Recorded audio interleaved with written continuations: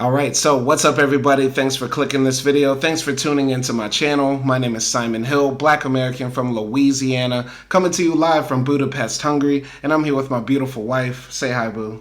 Hi everyone, this is Akdi. I'm from Turkey, and today we are reviewing Idiocracy. Yes, this is a 2006 science fiction comedy film directed and produced by Mike Judge, also written by his homie named Ethan Cohen, and it's a story about this guy who goes into the future to deal with a bunch of stupid people. And this film has become a cult classic to some. We watched it a few weeks ago, but we're just now getting to review it, and I watched it again before doing this review for the second time in my life, and I can say that I enjoyed it. Is it a perfect film? No. Is it the funniest film? No. But it does make you think a lot about where we live right now in our culture, like our time right now. I think some people might think about this film more about the future, but I think it says more about us right now. But that's just my 2 cents on it very briefly. What did you think of it?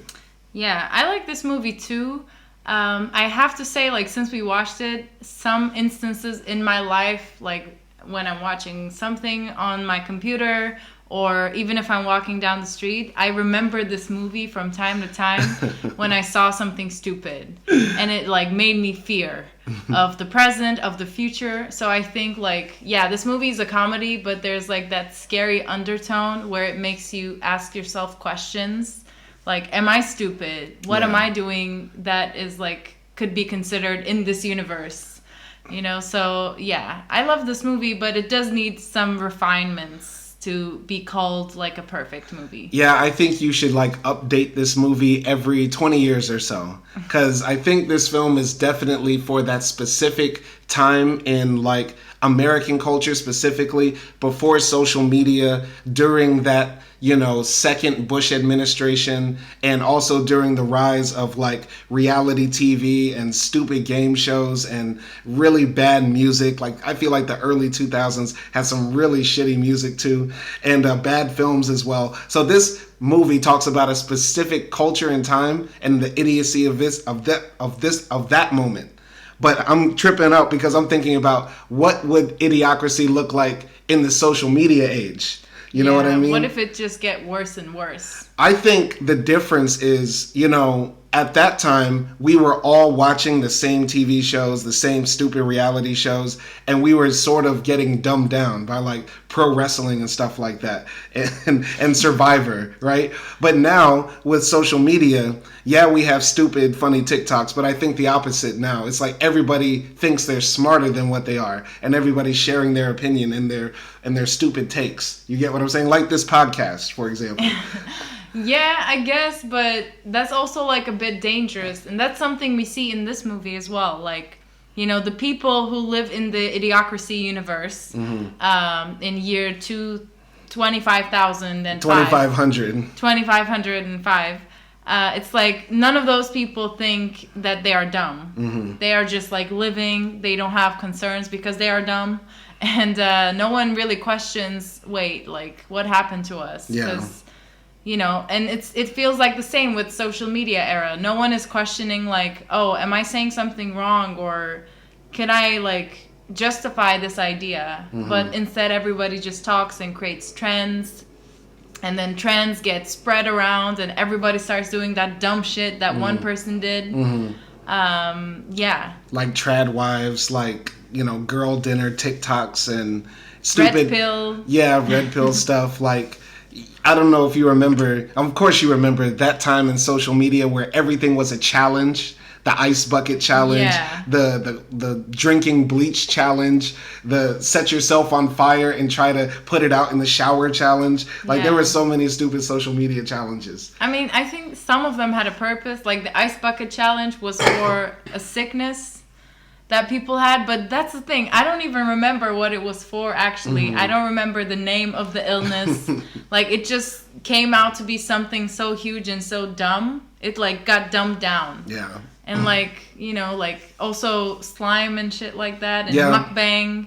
Like, those things just started with no sense and then became even more senseless. But the thing about, you know, we have this conception in our mind of like low culture and high culture, right? And we look at stupid stuff like, you know, the ice bucket challenge or wrestling or reality TV as like low culture. And then we look at like classical music and going to the theater as like high culture. But the thing about culture is that it's always inverting on itself, because what is high culture today was low culture yesterday. I think of like jazz music. When jazz came out, they said, oh, that's black people making, you know, licentious music after smoking marijuana and having sex with each other all day, right? Like Shakespeare's plays were written for the lower class of English society, right? Like there's jokes in there that only the low class people back then would get, and stuff like that. Now, even though Shakespeare writes very flowery today, we would say,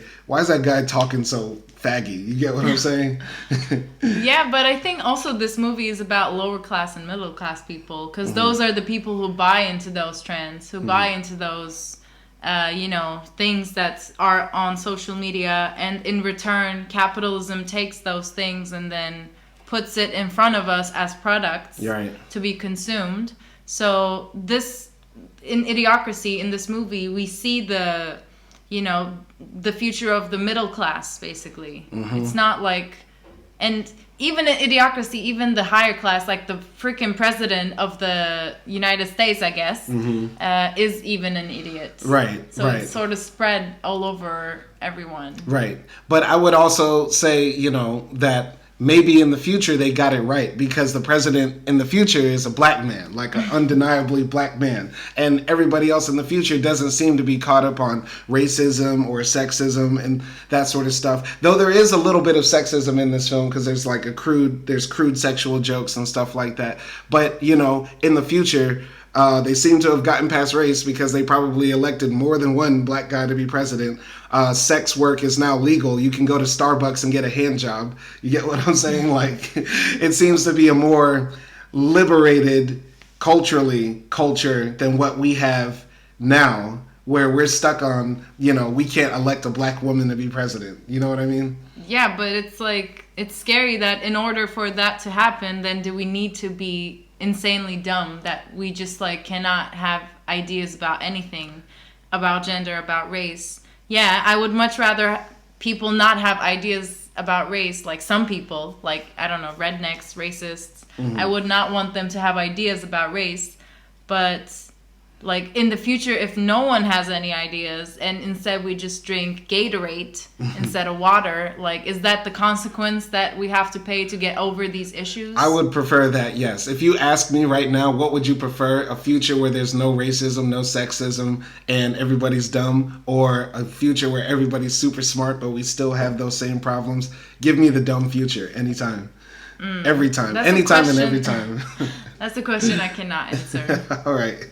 But I think this film, more than talking about intelligence, is also a critique of capitalism, because when this movie came out, 20th Century Fox, the producers of this film, did not want to promote it. In fact, they did almost zero marketing for this film. And Terry Crews, one of the actors in the film, came out later and said maybe the studio didn't want to promote it because the film is heavily critical of like this, you know, fictional corporation that takes over everything in the future, right? And I could definitely see that being a honest reason why, you know, this film did not make a bunch of money at the box office. It cost $2.4 million to make, and it only made barely $500,000. But this film has become a cultural touchstone in America, especially for millennials. And every few years, people always bring up, oh, we're living in an idiocracy, especially when the red team gets in office. And about us, you know, we watched this film before the election of 2024, and then I watched it again after the election of 2024, and I just feel like, oh God, yeah, it's really sort of coming true. And the guy who made this film, one of the producers, I believe his name was Ethan Cohen, he said, you know, during the 2016 presidential election, that basically he feels like the film is becoming more and more true to life, like life is imitating art. What do you think about that? Could you even compare the Trump era that we're still living under, and now we have a 4-year extension, to the Idiocracy era, or is it sort of like incomparable? I think of course, I don't think it will be exactly the same, but like I think the idea of the movie is sort of coming true because we have Trump administration in the office right now. We have like people who are trying to ban abortion, who did ban abortion actually, and you know, weird conspiracy theorists in the world that just like suspects of weird things. A lot of like dumb trends that, you know, really highlights products that the capitalism is trying to feed us, and the propaganda capitalism try to feed us. We do take them. Even if we don't believe in them, we always see it unconsciously, and it like makes a space in our minds. Mm-hmm. So I think to a degree, yes, it is coming true. It is somewhat of a prophecy. Mm-hmm. And I think even if they marketed this movie a lot and, you know, it became a great success, I don't think it would have changed anything. Because it's still a product of capitalism, so people are not going to take it that seriously. I think I can put on my conspiracy theory hat and say 20th Century Fox didn't want to let people know what the final game plan was. Like the big company was like, no, we can't let the people know. Eventually, we want to buy all the water and then own every company. You know what I mean? I think the only comparison between the Trump era and the film is that the president is a celebrity, which is something that never happened until Trump came. And in the film, the president is the professional wrestler who was the best of all time and probably like the Hulk Hogan of his day, right? So I think that's the only. Also, the president like says outrageous things, and people are just like, yeah. Yeah, I mean, yeah. There was a scene in here, and I think, you know, there was talk about spinning this film off and having like a film just about President Camacho. That's what they were talking about for like a sequel or like a prequel or something like that. I would actually like to see that because President Camacho low-key steals the show. What did you think of his character? Yeah, I like his character because he's that like like that silly celebrity that no one thinks that's gonna make it anywhere, but in the end we end up like selecting him as the president, which shows like the idiocracy of us. Yeah. I guess. But yeah, I like the character, and I want if they make a movie about that, then I want him to be called the Trumpacito or something. Okay. Like, you know, I think it's very similar to like his like speeches and everything that he says. Yeah. Yeah, obviously he doesn't burst out singing, but this man literally said like they eat the dogs. Yeah. Yeah, he did say that. I think he said that in the film. Oh no, Trump said that. Trump said that. Yeah. Oh, see, but that's the thing. It blurs the line because I'm like, wait, did Camacho say that, or did the actual president say? Lie about people eating cats and dogs. So yeah, we're talking about Terry Crews, but there's other people in this film. Luke Wilson, he plays Joe Bauers, aka Not Sure, and there's also Maya Rudolph as Rita. She's a prostitute who goes into the future with Joe. We have Dax Shepard as Frito, who's like this a lawyer in the future, but he's a total tard. And then we have Terry Crews, of course, as the president. One of my favorite people that was in this film is actually one of the greatest rappers of all time. Scarface was the pimp upgraded. And the first time I saw the film, I was like, is that Scarface? Then I watched it the second time. I said, yo, that's Scarface. Then I looked it up. This is some little known hip hop trivia for people out there. Scarface plays the pimp upgraded. It's not upgraded, it's upgrade. Upgrade? Yes. Oh, see, look at that. Because it's idiocracy. Yeah. Of course. Okay. I'm really dumb. But anyway, the only thing that I have to say about comparing this film to the Trump administration is that, you know, aside from Trump, like, putting people in positions of power, like people who are on TV, the wife of the owner of the Worldwide Wrestling Federation in charge of the Department of Education, getting a guy whose name is Pete Hegseth to lead the Department of Defense when he was just a Fox News TV personality and stuff like that, and all the other horrific things Trump will do in his administration to like roll back civil liberties and stuff like that. The worst thing he did, I think, to the presidency was like cheapen it and make it a popularity contest and just how viral you can go and how meme worthy you could be, which I see as the comparison between Camacho and the Trump administration. Yeah. And I think that's a reflection on us as people too, that we said, yep, that's our guy. The guy on TV who was the fictional boss, the pretend billionaire, that sort of thing. Yeah, definitely. That's why I said like this movie came into my mind at certain times, like since we watched it, because when I saw news like that, immediately I thought of Idiocracy. Yeah. And yeah, that's crazy. And it's sort of like, you know, after, for example, he assigned that lady to Ministry of Education, you know, a lot of people were saying, oh, he's just like now trolling us. Yeah. Like he's just trying to see how far he can push people. But the thing is, in the end, nothing happens, and he still accomplishes what he wanted to. Yeah, exactly. But even more nefarious, it's not that he's putting people in charge just to troll. The whole idea is to let corporate power have more influence on the government. Because this woman was the head of a major corporation. All the people he wants to get in charge wants to dismantle the government to allow corporations to have more influence in the in the government. So yeah, it's really a bad thing. But when you also think about your country in Turkey, do you see any similarities between Idiocracy there and Turkish culture or society? I think if there was like a Turkish version of Idiocracy, it would definitely include a lot of like religion and cultural, more like, you know, traditional cultural undertones, because I feel like that's what people are doing now.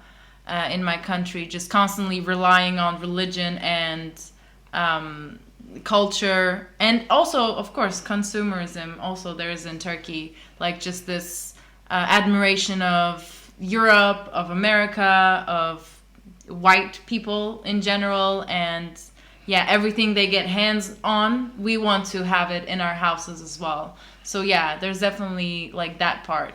Okay, so it would be like a future where like it becomes like the Islamic Republic of Turkey brought to you by Costco. Yeah, exactly. Right? So it's like really... It's like Costco printed hijab. Yeah, like advertisements all over your thobe, like stuff like that. Yeah. Okay, I can see that. I can definitely see that. But one thing I gotta say about this film, I think this film is critiquing like that Bush era of just, you know, because this film came out 2006. Like 2 years later, we get one of the smartest, most qualified men to ever become president, Obama and stuff like that. But our society was still kind of like stupid, right? Like reality TV continued to take off. Music got maybe a little bit better, but it still is pretty dumb. You know what I mean? And our films just then we started to just have like reruns of culture all the time. We get remakes of remakes started to happen around the end of the 2010s. And I mean, the end of the early 2000s and going into the 2010s and stuff like that. So I really think Idiocracy is a critique of like our society at that moment. But not so much about the future. But let's talk about the film and the story very quickly. So the movie opens up talking about like right now. And they show, you know, our people evolving, and they are, you know, becoming smarter, right? Like throughout history, natural selection has made us pick the mates that have the best traits to allow us to survive, and that brought us like Mozart, Beethoven, inventors and stuff like that. But now people who are smart are now waiting to have kids, and they show this couple that's like young, and they show their IQs, and they're like, no, we can't have kids now, you know, we have to wait and start our careers. Then they go to this other guy who's like, you know, living in a trailer park, and his wife comes out and says, shit, I'm pregnant again. And they show the family tree, and they already have like 3 kids, and he also has like a baby mama on the side that he's cheating with, so he has like 5 kids, and he's a total retard and stuff like that. And then they shoot back to the smart couple a few years later. They're still waiting to have kids, 0, and they go back to the retarded family, the not smart family, and their family tree is expanding more and more and more. And yeah, basically that whole montage ends with people, you know, the smart people don't have kids, and the people who are not smart, you know, keep on reproducing endlessly. Yeah, what did you think about like the opening scene there? Yeah, of course, like seeing everything, it's funny, and there's like jokes all around it, like how they assume, low IQ people have lives and, what kind of lives they have.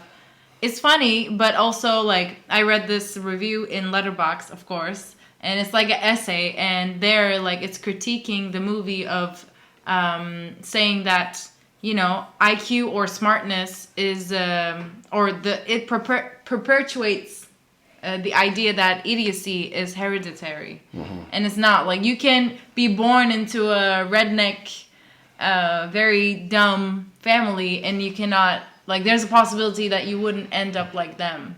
I think that part of the film is controversial now because, unfortunately, because of social media and people spreading so much misinformation, there are people that actually believe right now intelligence is hereditary.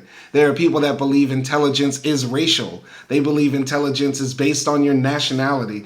Like, for some reason, there are people nowadays running around online spreading these, ideas that have been broken down multiple times, that who you are dictates your brain. You get what I'm saying? That's not true. Who your parents are, what your skin color is, what your religion is, dictates how smart you are, which is absolutely not true. Yeah. Right? And go ahead.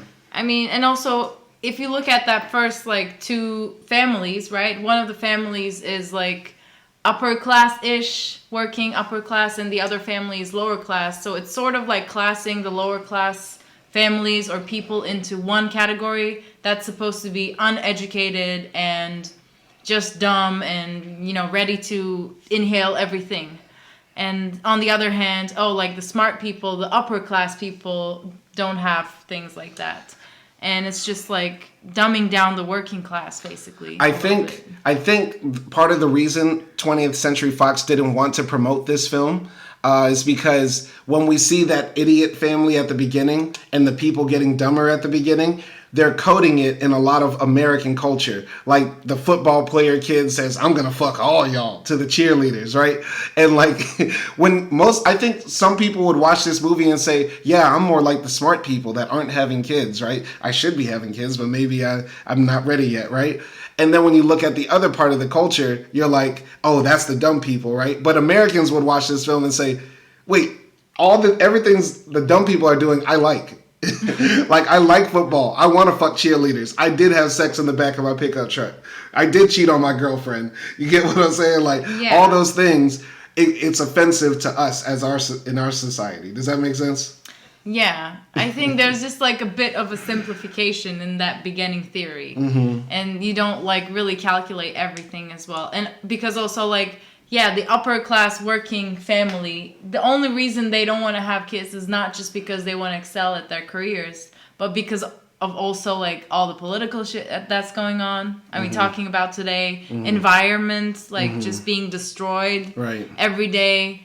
And that's why people say, I don't want to bring a kid to this world. Right. It's not just because, I want to have career. They overthink it. Right? Yeah. And I think that's what the film is also trying to say. Like, maybe intelligence is a hindrance to us as people. I think there is a critique here of intelligence in and of itself, right? Because once again, like I said, as we'll see as this film progresses, in the future, there isn't church, there isn't religion that's making people dumb. It's sort of just the consumerism that brought us in and pacified us. And we're not hating each other. Yeah, we're not hating each other, but you can't say, intelligence is hindering us, because it's not our fault that we realize and see stuff that our governments and the powers are doing to us. Right. It's like the problem is the capitalism, is the powers or imbalance of power. Right. So it's not because, like, we're intelligent and we see everything. Yeah, like, we have sayings like this in Turkish as well, But let me ask you, in Turkey, do you think most people believe that intelligence would be hereditary?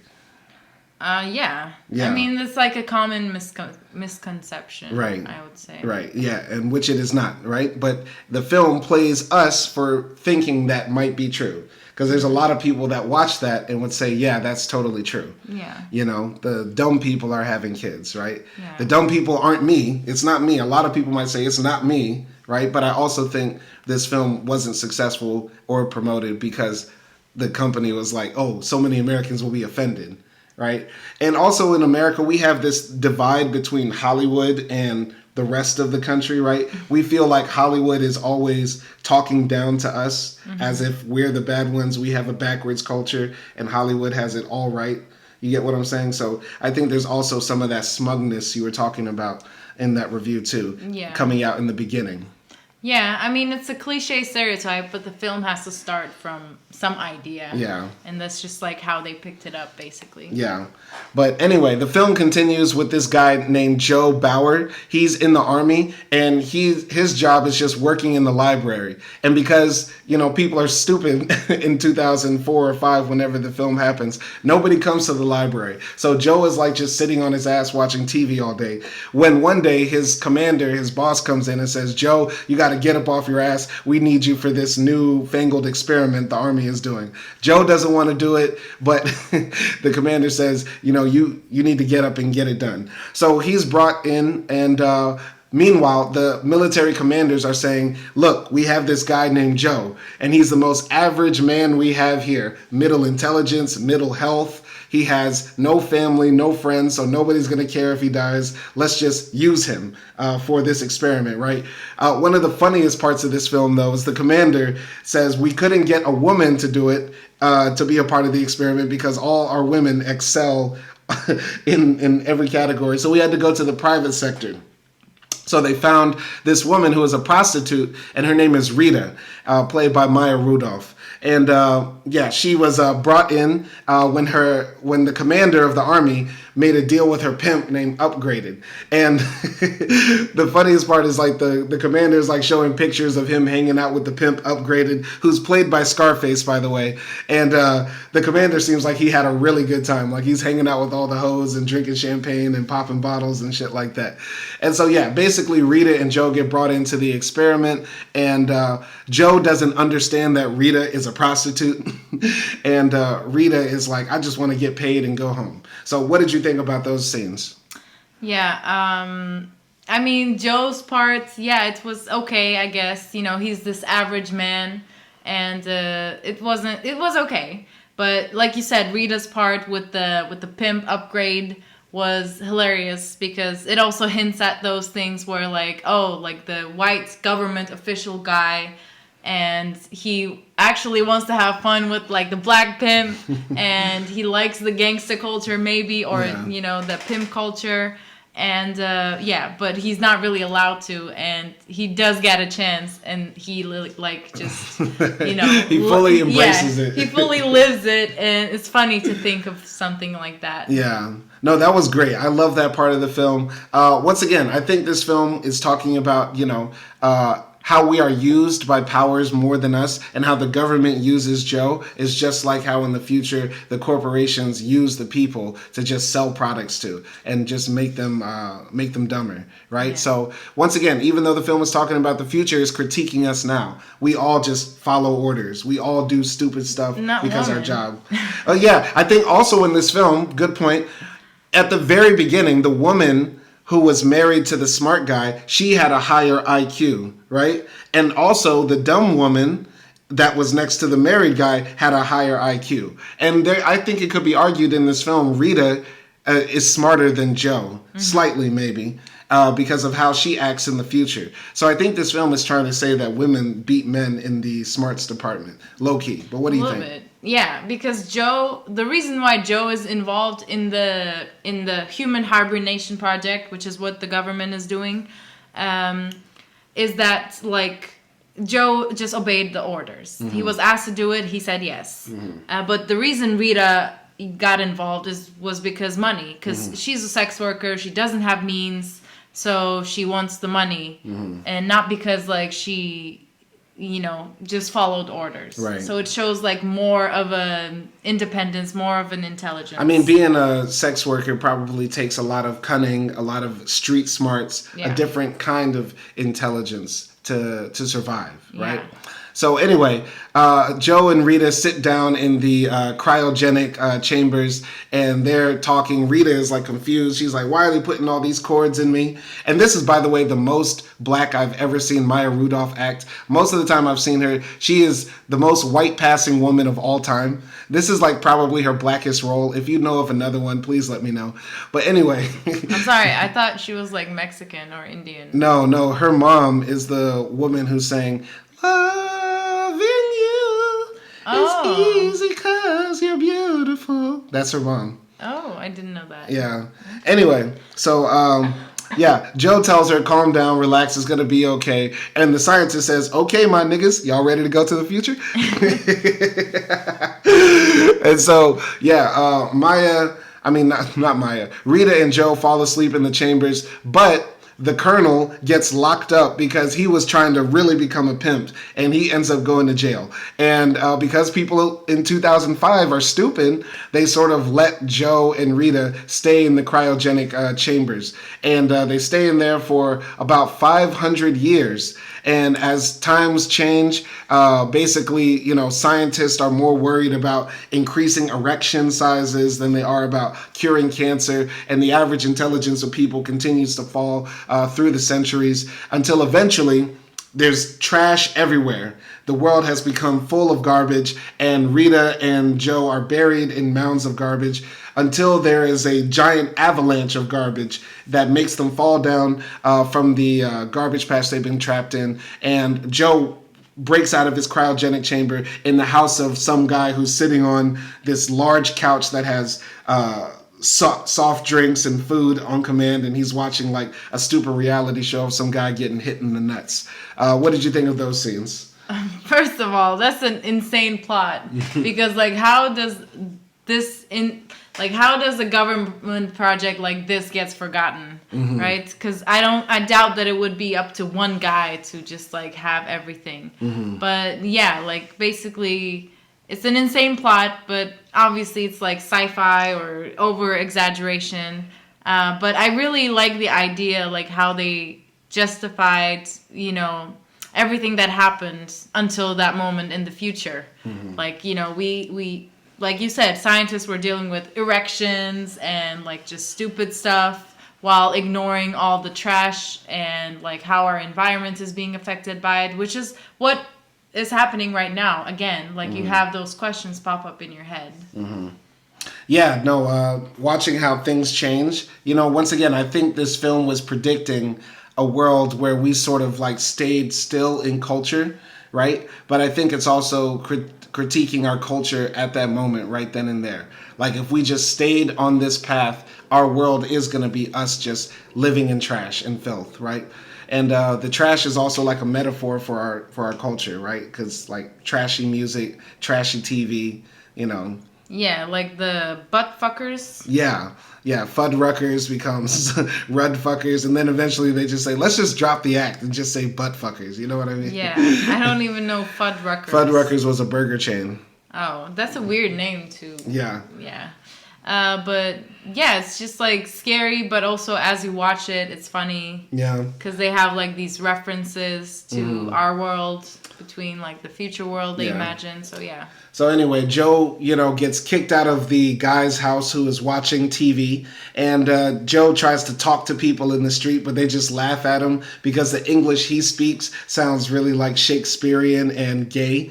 And it's funny in this film, they used, faggy, the word to mean something is stupid and stuff like that, which goes to show what the culture was in 2004 and 5. Homophobia at that time was just normal. It was just a part of the day. So Joe tries to go to the hospital to try to get some help, and he walks into the hospital, and there's people gambling. People are just sitting in the room of this multicolored room plastered with advertisements and stuff like that. The woman who is the nurse at the counter doesn't say a word. She just looks off in the distance and presses a button for what his problem is. Joe goes to try to get water at the water fountain, and he sees that green liquid comes out. And he's like, what is this? Is this like Gatorade? As he talks to somebody, and the guy is like, yeah, it's Brando. It's got electrolytes. And I want some water. And the guy's like, from the toilet? You're crazy. And so then Joe tries to, get tested, and they give him like these different rods to like put in his mouth, put in his ear, put in his ass. But then the guy mixes it up and he says, what? No, wait, this one goes in your ass. This one goes in your mouth and stuff like that. Joe sits down with the doctor and he realizes then he is in 2505. And the doctor is like, why are you freaking out, bro? And he also notices that Joe does not have a tattoo on his wrist. And the doctor like calls the police on Joe. What did you think of those scenes? The first glance to the future is absolutely horrifying. Mm-hmm. Like, there's nothing that is aesthetic. All of the walls are filled with advertisements and everything. And yeah, there's no water. Like, what kind of world is that? There's no water, and I could definitely see a world where people don't drink water, because there's people right now that don't drink water. I have to, like, you cannot replace water. Water is like so good. Yeah. It's insane. Yeah. I think there could be an argument like what we drink now is not water. Right? And that might, like, hear me out on this. Like, the way we get it, we have to pay for it most of the time. Until we came to Hungary, most people, or how I was living life, I paid for water all through my life. Most people don't drink the tap. And I think it's possible in the future we won't be able to drink the tap. Yeah. And with the way we're polluting our water, we might have to have water plus water substitute in the future, if not what we drink right now. Who knows if what we're drinking now is actually water, like pure water. Do you know what I mean? Yeah, of course. Even if, like, we will be around possibly at that time where tap water is contaminated and we won't be able to drink it anymore. Mm-hmm. What if, like, we're victims to that, you know? Like, we just regularly drinking our tap water, and then one day they say, oh, don't drink the tap water, it has toxins in it or something. And we're just like, we've been drinking it for the last years, I could definitely see a world where, capitalism and companies just say, you know what, you don't really need water. Because technically you can get water from fruits, oranges, everything you eat has water in it, right? That's why you don't need to drink water every day. But it's like... I could definitely see them saying to us, like, yeah, just drink this. It's sort of like water and you'll be okay. Yeah. Like those colored waters and the, that you get in the supermarket. Yeah. Like they have vitamins or something. Yeah, it's got electrolytes. Yeah. And also like the hospital scene, how now we're talking about, our robot's going to take over and they're just going to like do all of the work. Is AI going to take over and do all of the work? But I think this scene, just when I watched it, made me feel like, okay, we need humans.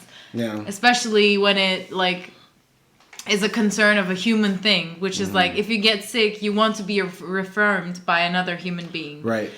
So, like, just machines, like, having pictures on it where you can, like, fix yourself, it won't suffice as what a doctor telling you what you have. Yeah, when I saw the hospital scene, it just made me think about, damn, we need free healthcare in America, because the hospital just became another place to do business, right? He walks in there, it looks like an arcade. People are gambling and stuff like that. Yeah. Advertisements all over the wall. I found out today that I got my Hungarian health insurance card. The first thing I said was, I can go to the doctor? I'm like a free slave. Like, I can go see a dentist now? You know what I'm saying? Yeah. So, anyway, moving forward in the story, Joe, like, tries to run out of the hospital to get free, and he's being, like, chased by the police and stuff like that, and he's walking around in society, and he is absolutely stunned by what has happened in culture. Like, the most famous movie in the country is Ass, where it's just people staring at a flat ass for like hours while it farts. Joe, is hiding out all day, and he sees a woman, banging on a Carl's Jr. or takeout machine and stuff like that, and it basically like steals her money and then pepper sprays her to go about her day. And then Joe is found out by the police. He's thrown into the back of the van, and they basically like pepper spray him. He goes to court, and court is just like a celebrity TV show. You know, there's cameras on, the crowd is just there laughing at the jokes the lawyers are making, and nobody is taking it seriously. And the lawyer for Joe turns out to be the guy who broke into his apartment. Even though Joe stands up and tries to defend himself, the other lawyer says, yo, look at this guy. He's fucking guilty, bruh. And everybody just laughs and just, yeah. So then Joe ends up going to jail. Any comments on those scenes? Yeah, just like any part of the government, like healthcare, of course, you have like the part where the law system is fucked up. But then we have like also our current law systems where it's okay to elect a president who was like a convicted rapist. Convicted felon. Convicted felon. So yeah, it doesn't seem that, far away. It doesn't seem that ridiculous when you see the scene here. Yeah, I think, once again, this is a critique of our culture at the time, because in America we had Judge Judy, we had Judge Greg Mathis. Like, we were turning, the justice system into entertainment, which is not what it was meant to be. Like, I'm pretty sure George Washington, Thomas Jefferson, if they saw, the O.J. Simpson trial on TV, they would say, what is this? Are we not embarrassed? You know what I mean? Because law should not be entertainment. But that's what we do in our society. We commodify everything. You get what I mean? And also, that scene also reminded me of, like, when I was growing up and when I was in university, every time, like, my teachers constantly said to me, don't be affected by the Hollywood effect. Like, you want to become a psychologist, it's not like, like in the movies where you see there's a couch and then the patient comes and lays down and tells you like her feelings or whatever. It's not going to be like that. It's going to be harder to climb up. And it's like the same, like whenever, in Turkey at least, we have those jobs like lawyer, doctors, psychologist. It's like everyone says, don't get affected or fooled by the Hollywood effect, because that's not how it's going to be like. And in that scene, it feels like the reality became the Hollywood effect. Yeah. Let's just turn everything into a show, right? Put everything on TV, right? Yeah. And that's just what it became. So Joe ends up, being found guilty. He goes to get his tattoo, and the automated machine asks him, "What is your name?" And he says, "I'm not sure." And then his name ends up being, "I'm not sure." So Joe takes an aptitude test, and he passes the test while everybody else is like trying to put squares into like round holes. He gets taken to jail, and this fat guy looks at him and says, "I'm gonna sit on you next." Just describing the story, I sound really stupid, but that's how dumb the movie is. But it does have a point. So anyway, Joe says, "You know how I can break out of here? I can just tell the guard I'm not supposed to be in this line of going to jail." And so the guard says, "Get out of line, dumbass." And so Joe ends up just telling the people, "Hey, I'm not supposed to be in here," and runs away. And then as he's running away, like there's two machine guns that are like shooting at him, but they end up shooting each other. And Joe ends up going back to the house of the guy he broke into, who was actually his lawyer. And he tells him, "Look, man, you sold me up the river. I could have you disbarred for, being a terrible lawyer. But you know what I can do? Try to find me a time machine to take me back in time. And when I go back in time, I'll put an account in your name to give you billions of dollars in interest by the time it reaches you." So the guy agrees to help. His name is Frito, by the way. And Frito starts driving Joe around looking for Rita after the police break into Frito's house. Any comments on those scenes? I mean, I don't know what to say. It was just funny. Yeah. Like how they depicted everything. And it was also, once again, it was scary that, Joe was able to do the test, like the aptitude test, and everyone else was failing. And it was like, okay, this is like what kindergartners do in my time. And then these people can't do it.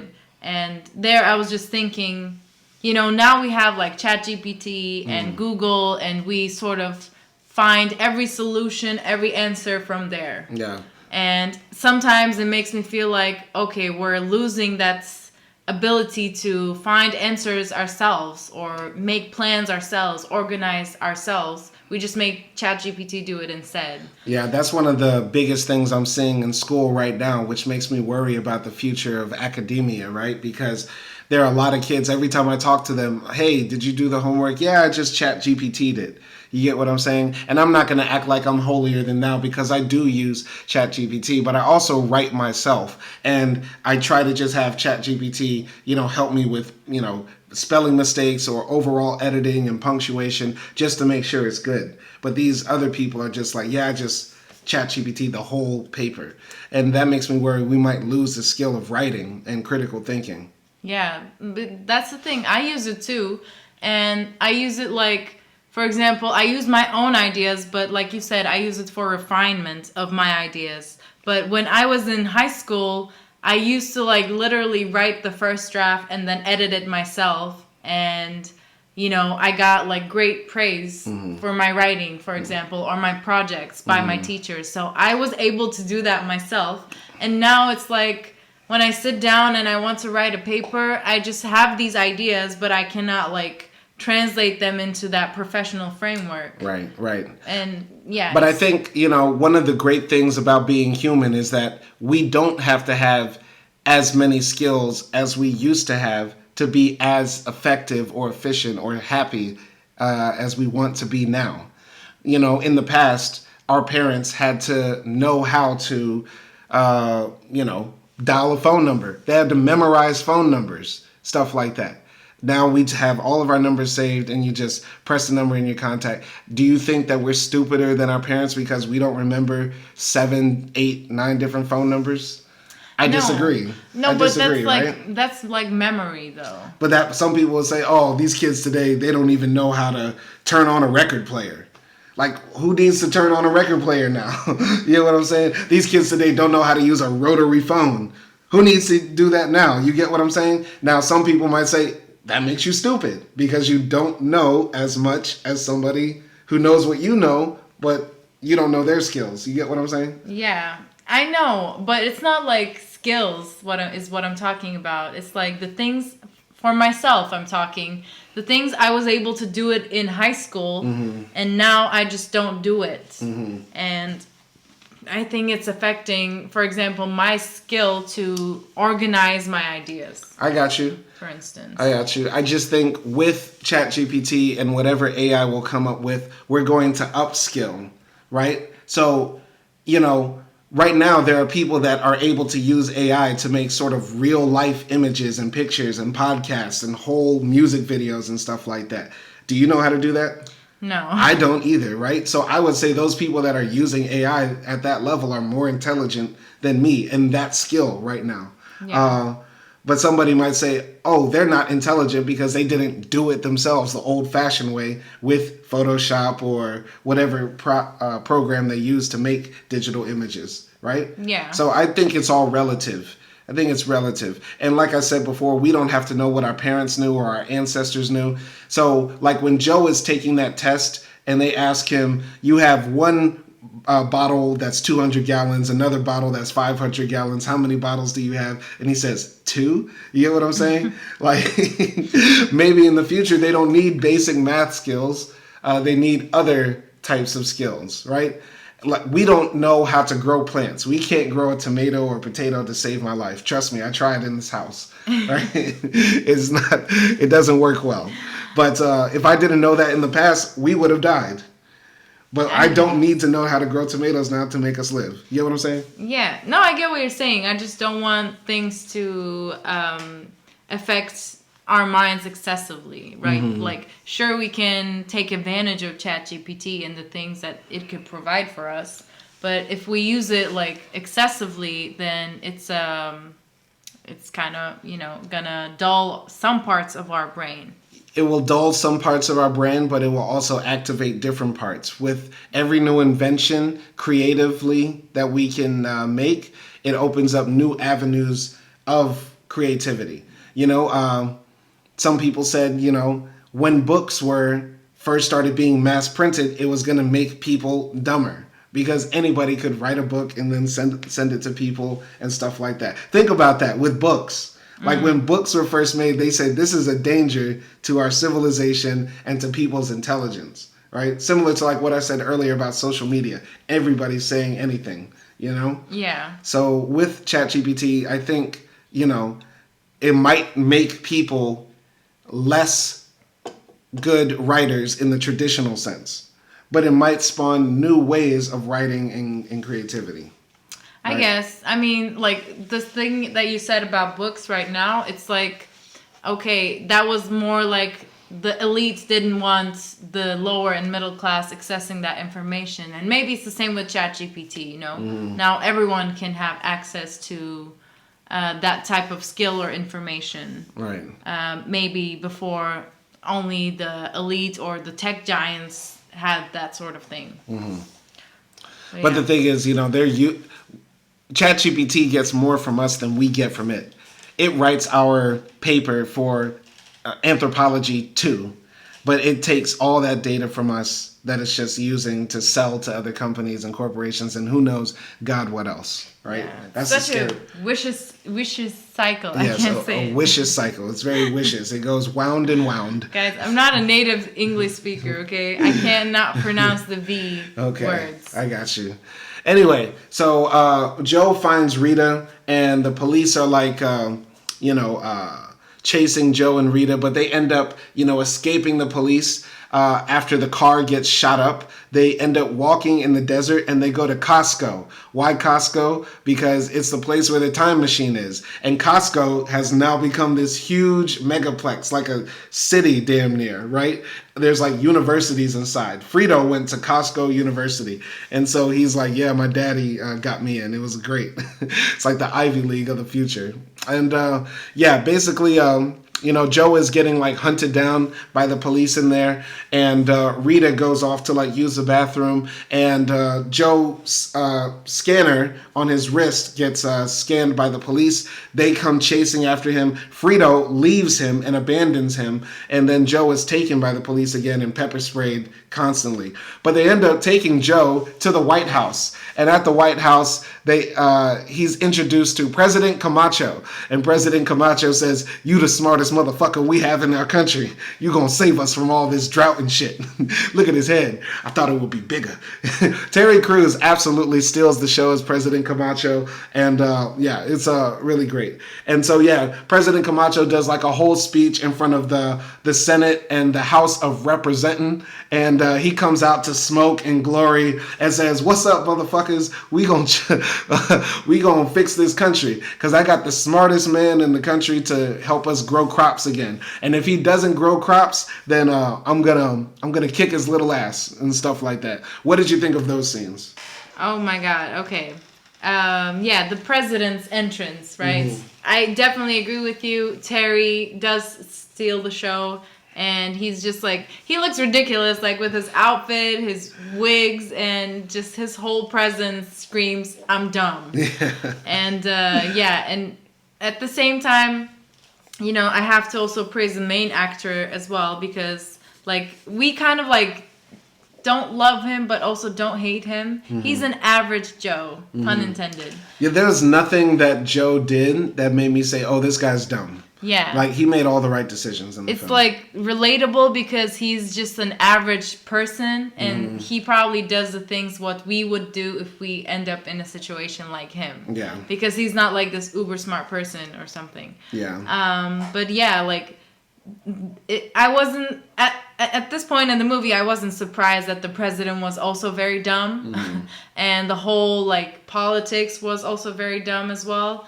It just looks similar to Trump rallies or Erdogan rallies, just those type of people who go there and who support those people regardless of what they're saying. They don't understand what they're saying, and just follow him like, blindly. And it just reminded me of that. But the whole like scene was hilarious in the movie. Yeah, I have to say, I think, this film, by having Terry Crews in it as a black president, right? Because Morgan Freeman been playing black presidents for a while, right? Anytime they showed black presidents, it's always like the most upstanding person you had ever seen, right? And this movie was before Obama, right? And I don't think even they could have predicted that there would be a black president 2 years after making this film, right? But something I have to say is that I've noticed in this movie, there are no other black people in the future, like what we would consider traditionally, like unapologetically, visibly black, other than Terry Crews. Many of the people in the future look kind of like multiracial or generationally multiracial and stuff like that, right? I'm making a theory in this film that partially maybe racism was solved, or they're trying to say racism was solved by the continuous like intermixing of people, even though it wasn't brought up, because all we see in the future are just like a bunch of white people and a bunch of very tan looking curly haired brown people and stuff like that. That's what I'm noticing about the film. Any comments on that? I mean, yeah, that could happen in the future, maybe, because like, okay, even though, for example, Trump wants to ban immigration and these sorts of things, I don't think America is going to change and become just only Americans. I think it's going to, continue to evolve, and races are going to get mixed, race is not real. So it's like, actually, we're just going to continue to be one human race, I guess. But yeah, like we discussed in the beginning, like, it feels like no one cares about like racism or sexism in this movie because they're just like too dumb to think about those things. And maybe today we are too dumb to really think about those things, where those things don't really exist to the same importance. Like, race is a social construct, gender is a social construct, and we're just too dumb to be even talking about it when it actually doesn't matter.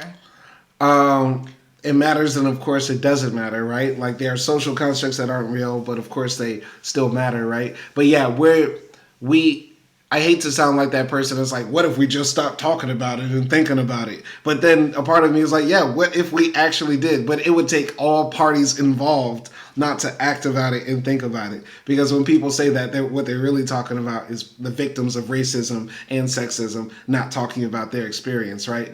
But in this future, right, everybody's sort of satiated. Their bellies are full. They're always like sexually aroused, and they're always entertained. So they don't have enough time to like hate on other people. Yeah, that's the thing. And maybe we have too much time to hate on other people now. Right. Or we use too much of our time to hate other people. Like, yeah, of course, in today's reality, those things are real, but they don't have to be. And that's the thing. And maybe we're just like too dumb to, accept those ideas and use them in our daily thinking. Right. Where we shouldn't, we shouldn't. But continuing on about the relativistic view of this film, right? Because it's easy to critique the people in this future and say, oh, they're so stupid. But, right now we're doing things, that sort of make us be considered stupid, right? There was a point earlier I wanted to make too about how even technology won't save us, right? Because when Joe gets the tattoo doesn't have enough knowledge to say, oh, this person's name is not sure. It's probably something else. You know what I'm saying? And the two guns that were shooting at each other, they shot themselves. I think the movie is also critiquing the idea that, if we believe technology will save us, or we're gonna get dumber because technology is gonna be smarter than us, that's not true either, right? Because the technology will only be as smart as us and only as capable as us, because it's just copying us or tools of us. Does that make sense? Yeah, of course. It's not really the technology that will make us dumber. It's how we use it and how we utilize it. And not use it too. And not use it as well. So right.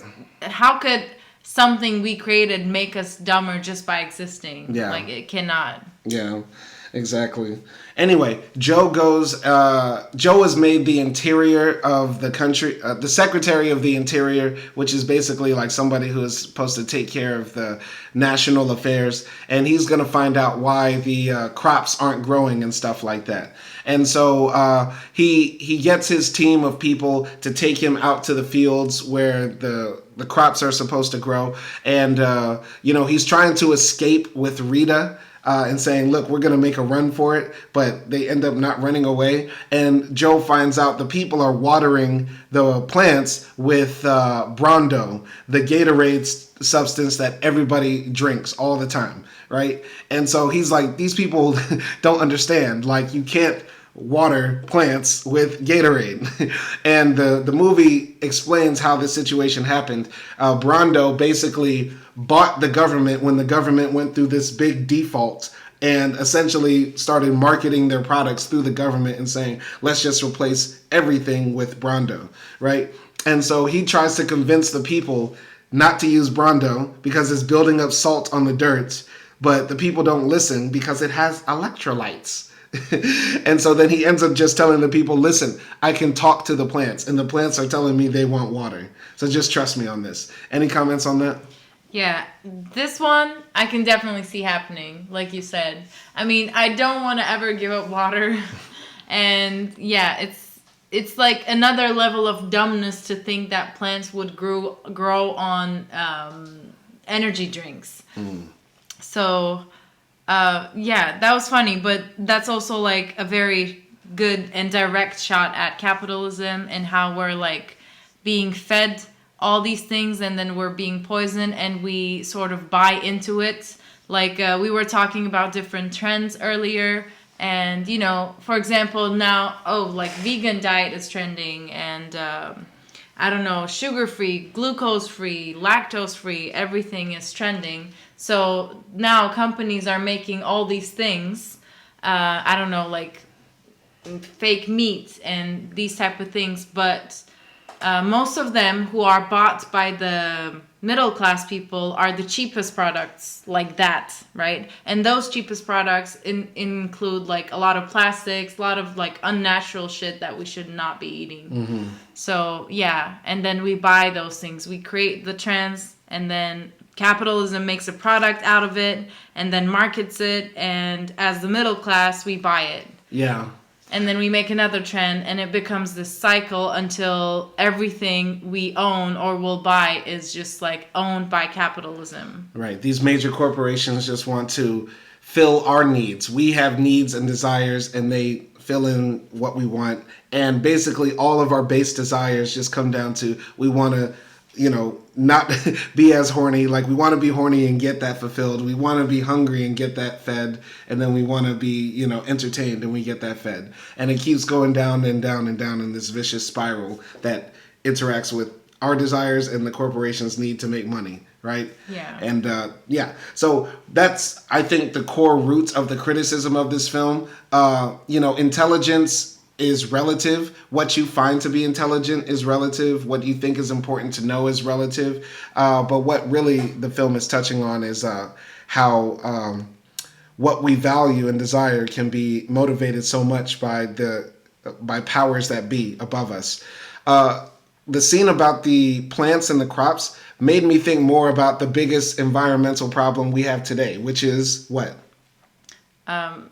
What? Wow. Sorry, I was not listening. Wow, I was that's trying crazy. To read the review. Sorry. Oh, thank you. Okay. Can you repeat? No, it doesn't matter. Anyway, no, please. No, it doesn't matter. Anyway, it doesn't matter. Anyway, the point I was trying to say is, you know, this film is critiquing also the global climate change catastrophe and how simple of a problem it is for us to kind of solve. We need to stop maybe putting so much carbon dioxide in the air. Maybe if we plant more trees, maybe if we move to electric vehicles and wind power and hydropower. But imagine somebody, you know, from the past saying, wait, why can't I just drink the water from the lake like I used to? Oh, because we put shit in the lake. That's where all the shit from the city goes. How about we don't do that? Huh? You know what I mean? Like, that's how we would react now to somebody from the past telling us this. And you know what I mean? So, yeah, I think there was a big critique there of the environmental problems we have.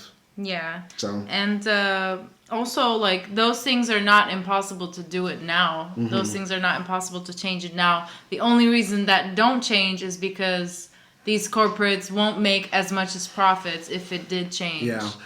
And speaking of profits, what happens next in the film is, you know, Joe is telling the people, just wait, the water will make the plants grow. You have to trust me. You have to trust me. And the people start rioting. They throw a brick through Joe's window where he's sleeping in the White House because basically Brando, the company's stock, went to zero. It went to zero. And all the people basically lost their jobs, and the country is now in uproar. The CEO of Brando calls the White House and says, "This is all your fault, you stupid man, Joe." And Joe is basically he got arrested, and he went to court, and he tried to plead his case, but none of that helped him. So now he's going to be thrown into like this ring where he's just going to get slaughtered in this gladiator monster truck show. Any comments on that? Yeah, I mean, there again, we just see like we said, the big corporations do these type of things. They harm the environment because they choose the easy way out to produce their products, which in turn like harms the environment.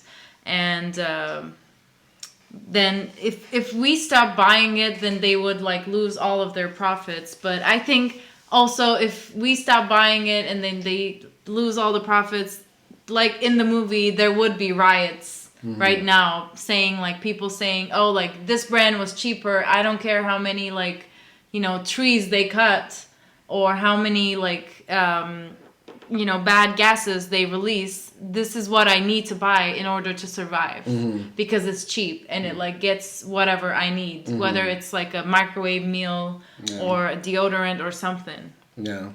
So I think that would potentially happen today, even if those like big corporations went down. Right. I mean, part of the reason why we don't stop drilling for oil right now is because, so many people would lose their jobs. That's one of the main arguments why we don't have just like a green future, why we don't have, the cleanest air, is because, so many people would be out on the streets if we stopped drilling holes in the earth and polluting our air and water. Like, that's really what it comes down to. And I know everybody's got a job and, everybody has to take care of their families, but you would think we could find more creative ways of getting the things we need without polluting the earth for our future, So, yeah. What did you think about Joe and Rita's relationship? Because, there's that touching scene in the White House where Joe is like sleeping on the floor and Rita's in bed. And Joe is like, you really need to think about getting rid of your boyfriend, Upgraded. Sounds like he's a real dick. And Rita is just like laughing at him because he's like, yeah, I don't think Upgraded would like it if you were sleeping in beds with strangers. You know what I'm saying? What did you think of their relationship?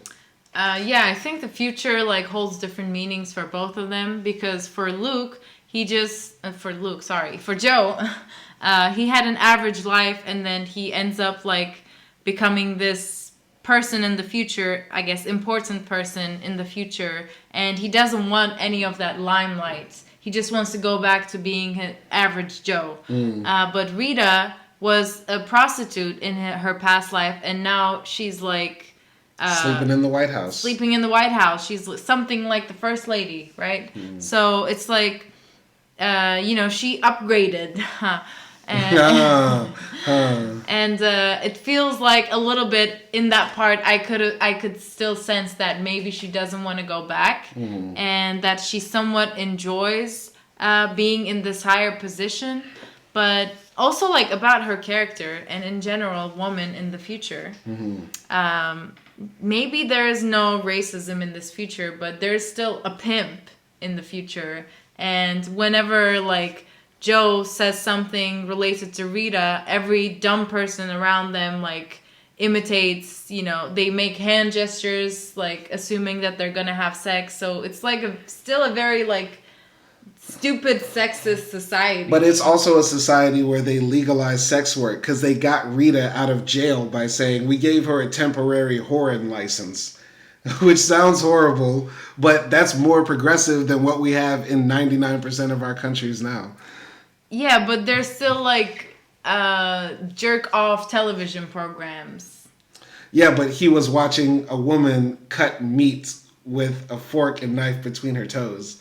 And he was baiting to that. It doesn't matter what the fetish is. It's still like done through like woman.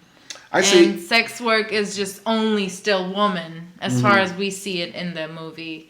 And I think in Idiocracy, even though women are still sexualized, it's a more sexually progressive society than we have. Rita made a ton of money just telling a guy, hey, wait for me. I will have sex with you, but give me money while you wait. And he said, sure, baby. You get what I'm saying? Like, Rita was able to turn the tables on people because I guess, the pimps were gone and women were now in control of their bodies, even though guys could still, lust after them and even buy sex with them.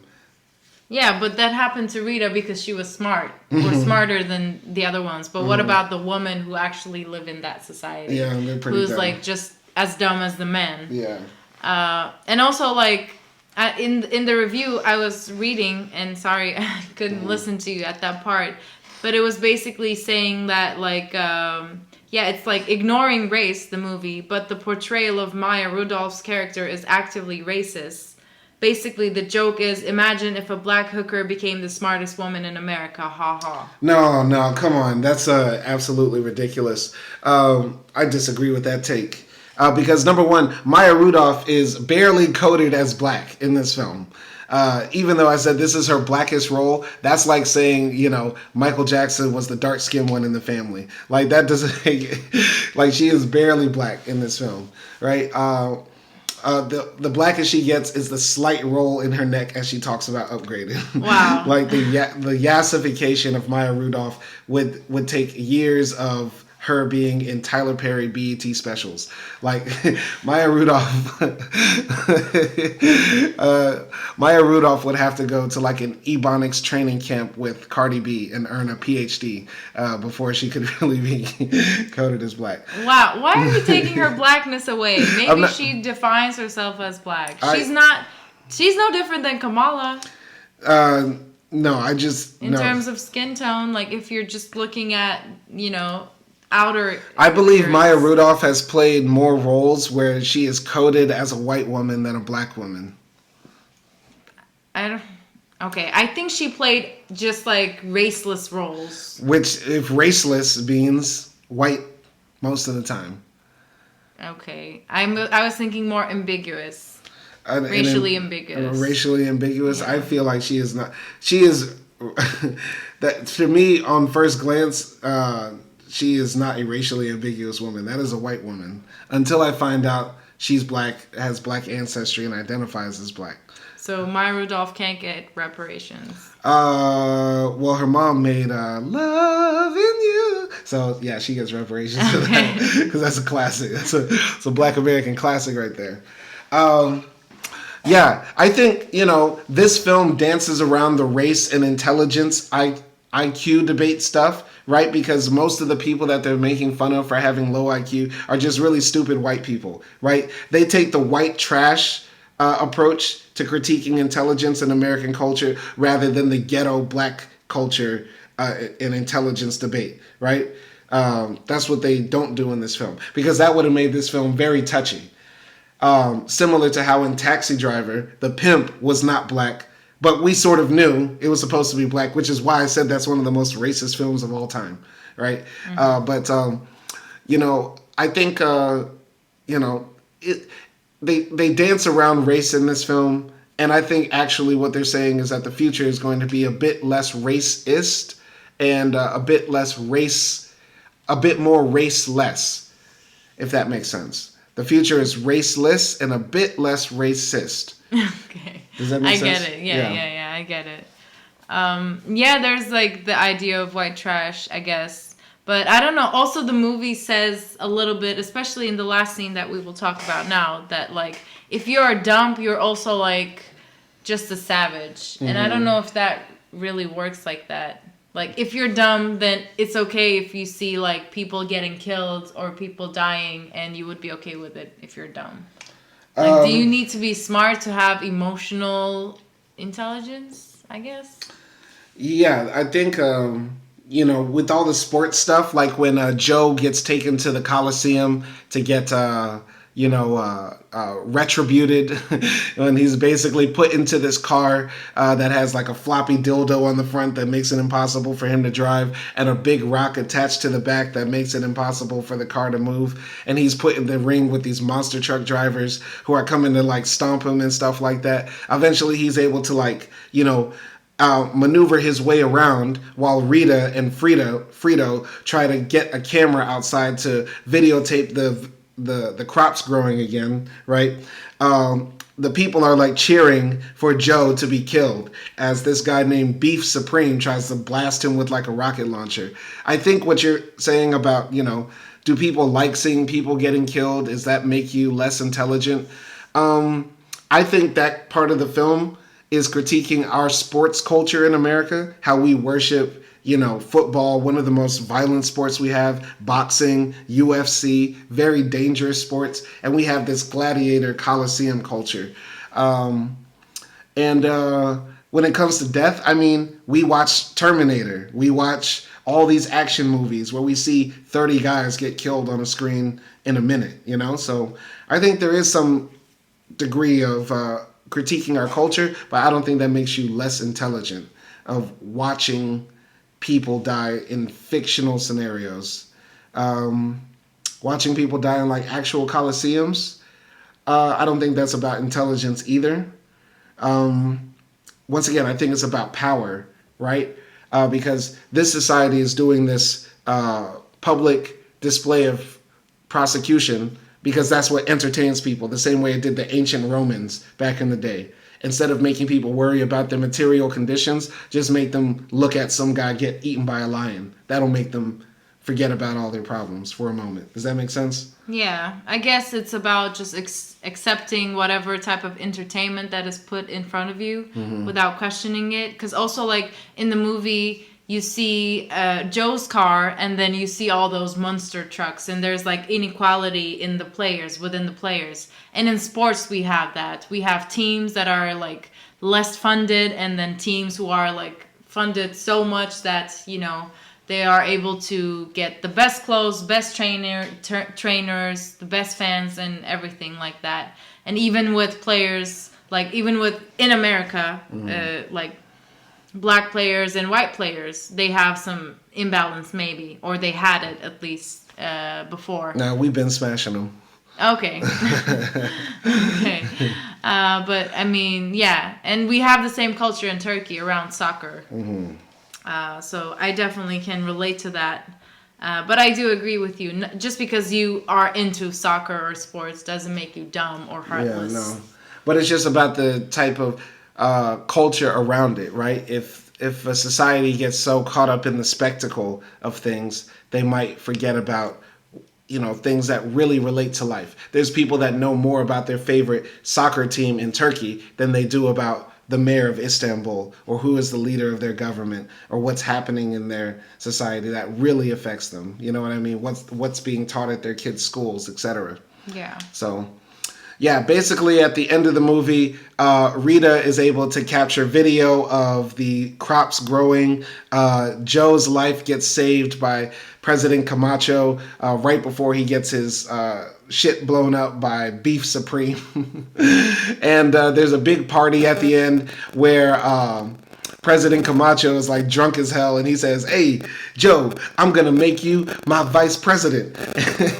And Joe is like, "Yeah, I really want to, but I got to go back in my time."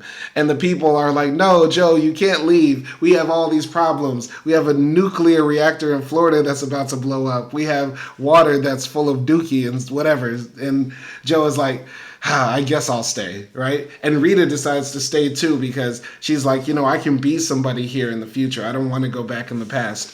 And, Joe finds out that Frito didn't really have a time machine. The time machine was actually an amusement park ride at Costco where it's a history lesson about the world. And Joe says probably one of the funniest lines. He says, for the smartest guy in the world, you really are a dumbass sometimes. Which is also pretty much a good summation of this film. What did you think of the ending? Yeah, of course we all wanted Joe to, escape and stay alive. And I honestly find a little bit hard for someone to go there and then agree to stay to solve all of humanity's shit. But it might also be an ego boost. Like, being the smartest, like literally the smartest guy in the world, and being able to control everything, and maybe also have the power to make a difference for the next generations, I guess. So yeah, but I don't know if I would like still stay in that world. Yeah. Because everything kind of sucks. But it was a good ending. I mean, it tied up nice, and I like the fact that Rita and Joe like were together at the end. Yeah, what did you think? Yeah, the ending is cool. You know, it's funny because most of the time people say, man, if I went back in time and I was with the cavemen and I pulled out a lighter, they would worship me like God, right? Most of the time when we think about the future, we feel like we would have no advantage. But this is one of those few movies where the guy goes into the future and has the biggest advantage of all, his brain. Ending is cool. I think it does give hope for the future. You know, Joe and Rita end up coming together, and society actually like gets back on track too.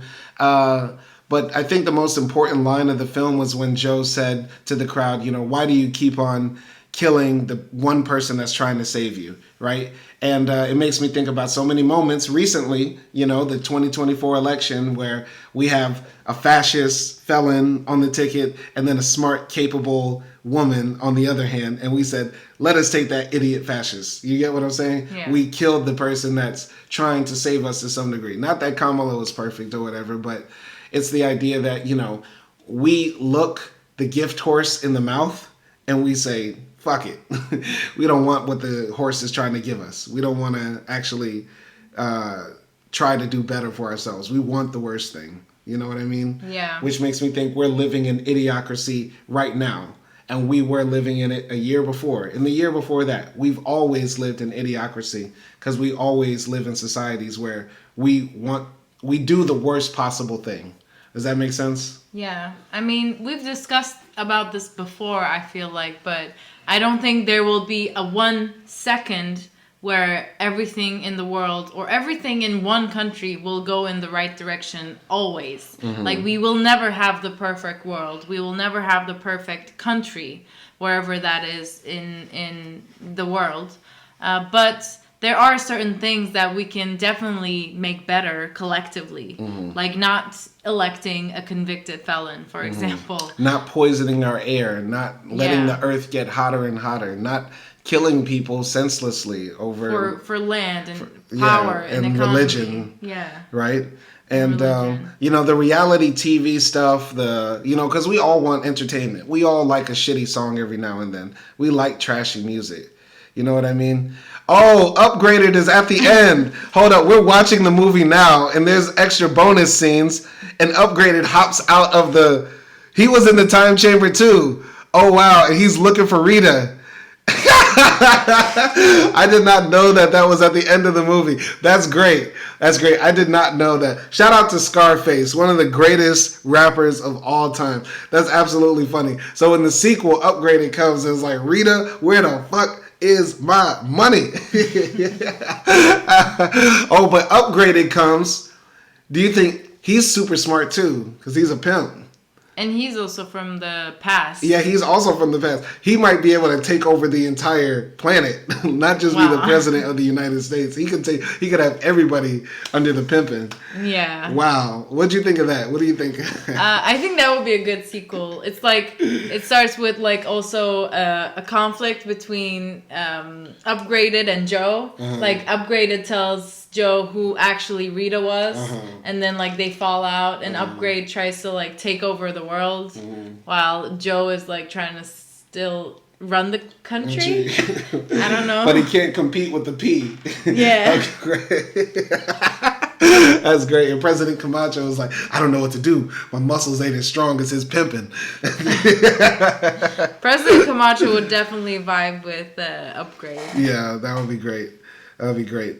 But overall, you know, this is a decent film. It's a film of its time. It still, you know, has some relevance because we see things in our society get worse if you're looking at it, you know, from a rational leftist point of view, right? If you're living in the Trump world, you'd be like, yep, I guess this is great. I can't wait till we get to couches where I can shit on them and also masturbate at the same time.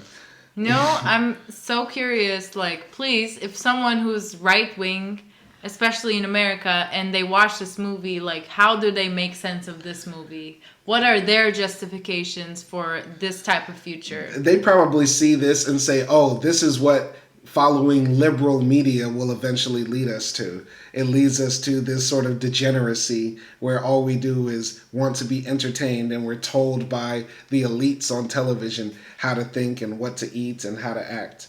You get what I'm saying? And that's what the future will be like. Or they'll say, oh, this is liberal media smelling their own ass and looking down on us as people. You get what I'm saying? They'll say this is just left-wing propaganda about us. You know what I mean? That's why they say F you to the culture. Okay. It's scary how well you know them. Yeah, I mean, that's just my interpretation. They'll say, or they'll just say, man, it's just a movie. We're not really like that. You're really the stupid ones because you follow what the system says, man. Yeah, I mean, I don't know. When we watch it, for example, we make connections with the Trump administration, but I don't know if they would be able to, like, make connections and say, like, oh, this is like Kamala, something like that. Yeah, no. I mean, celebrity becomes the president of the United States. The world has an environmental disaster.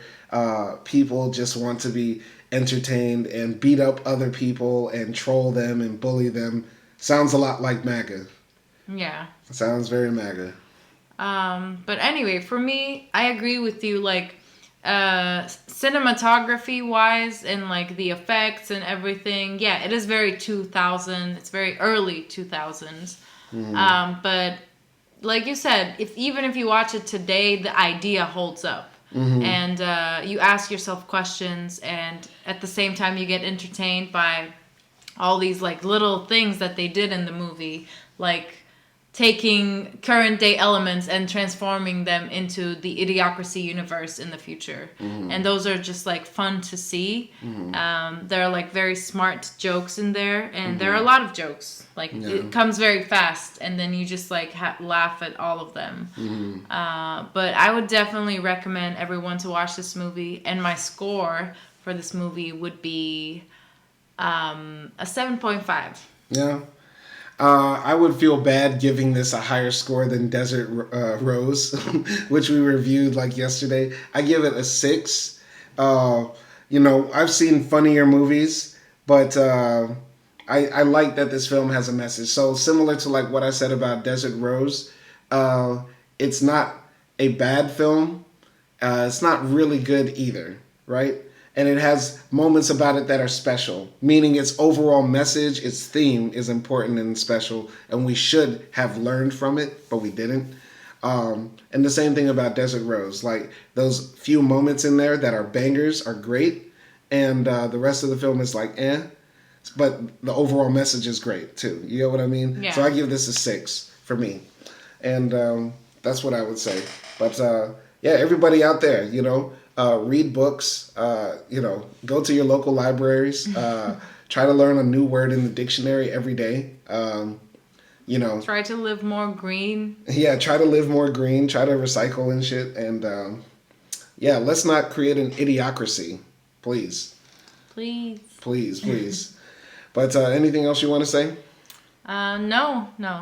All right, so this has been episode 93 of Simon and Akdi movie reviews for Idiocracy. If you have a film you want us to review, put it in the comments. Shout out to everybody who's been supporting our work. The views are going up, and I appreciate that a lot. And I also appreciate all the new subscribers. I'm 10 subscribers away from 5,000 on this channel. This year is almost up. It's been a crazy year, the most productive year on my channel. So support this content by actually subscribing, and see y'all next time, and y'all be easy. Peace.